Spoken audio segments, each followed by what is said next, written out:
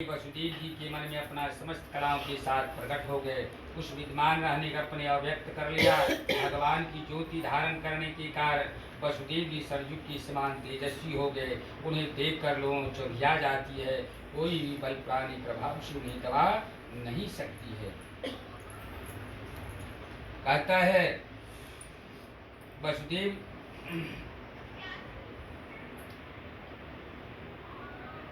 यद्यपि कंस देवकी को मार सकता था, किंतु स्वयं ही वह अत्यंत क्रूरता के विचार से निवृत्त हो गया। अब भगवान के प्रति दृढ़ वैर का भाव मन में गांठ कर उनकी जन्म की प्रतीक्षा करने लगा। वह उठते बैठते खाते पीते सोते जागते चलते फिरते सर्वदा ही श्री कृष्ण का चिंतन करता था। जहाँ उसकी आंख पड़ती थी, जहाँ कुछ खड़ा होता था, वहाँ उसे श्री कृष्ण ही दिखाई पड़ता है। जहाँ कुछ कहता, इस प्रकार उसे सारा जगत ही कृष्णमय देखने लगा। ये परीक्षित, भगवान शंकर और ब्रह्मा जी कंस के कैद खाने में आए। उनके साथ अपने अनुचरों की सही समस्त देवता और नारदा ऋषि भी थे।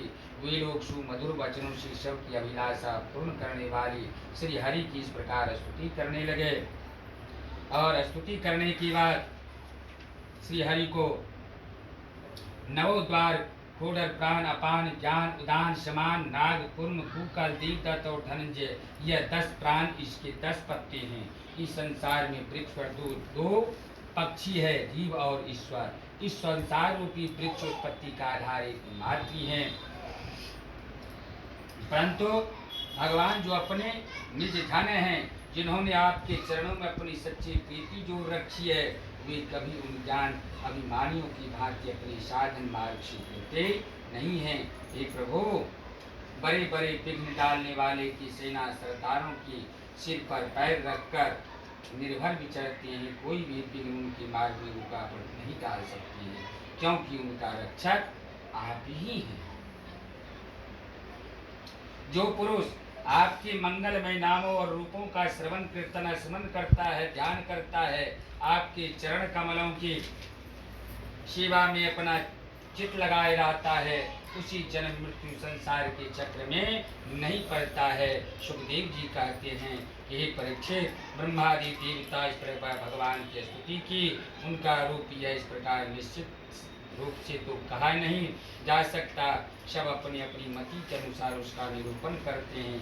इसके बाद ब्रह्मा और शंकर जी को आगे करके देवगण स्वर्गलोक को चले गए। और श्री सुखदेव जी कहते हैं, परीक्षित, अब समस्त गुणों से युक्त बहुत सुहावना समय आया है। रोहिणी नक्षत्र था, आकाश के सभी नक्षत्र ग्रह और तारे शांत और सौम्य हो रहे थे। दिशाएं स्वच्छ प्रसन्न थे, निर्मल आकाश में तारे जगमगा रहे थे। पृथ्वी की बड़ी बड़ी नगर, छोटे छोटे गांव, अहिरों की बस्तियां और हीरे आदि खाने की मंगलमय हो रही थी। नदियां का जल निर्मल हो गया था। कहता, नद्दः प्रसन्न सलिला हृता जल हरिश्रिया द्विज अनुकूल नानाद स्तंभ कबान राजयः। कहता है, नदियों का जल निर्मल हो गया था। रात्रि के समय सरोवर में कमल खिल चुके थे। वन में वृक्षों की पंक्तियां रंग बिरंगे पुष्पों की गुच्छों से लद गई थी। कहीं पक्षी चहक रहे थे तो कहीं भौरे गुनगुना रहे थे। उस समय परम पवित्र शीतल मंद मुस्कान करने वाली, सुखदान करने वाली बह रही थी। ब्राह्मणों के अग्निहोत्र कभी बूझने वाली नहीं रहती थी। दीपक जो बुझता है वह भी दीपक बूझने वाला नहीं था।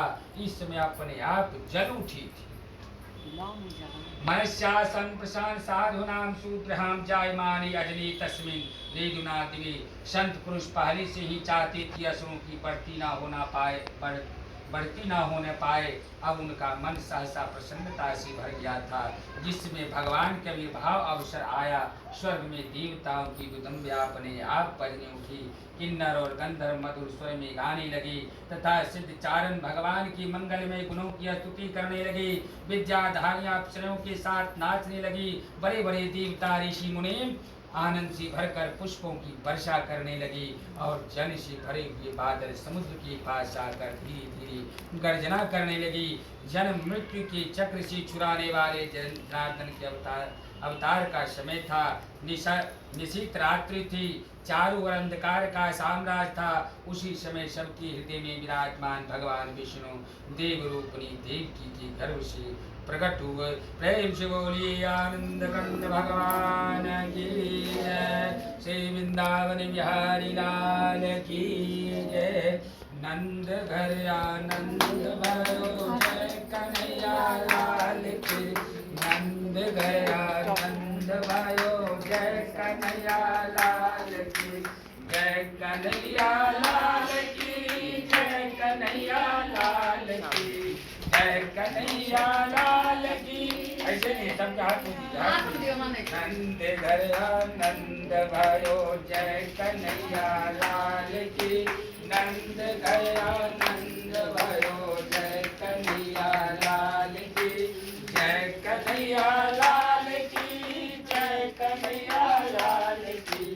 जय कन्हैया लाल की जय कन्हैया लाल की। नंद घर आनंद भयो जय कन्हैया लाल की। नंद घर आनंद भयो जय कन्हैया लाल की। जय जोड़ी आनंद कंद भगवान की जय। श्री वृंदावन बिहारी लाल की जय। राजनीति का जो कार्य था भगवान भगवान का प्रति। और आज की भागवत कथा जो है हम यहीं इसी पर विराम देते हैं, क्योंकि एकादशी महात्मा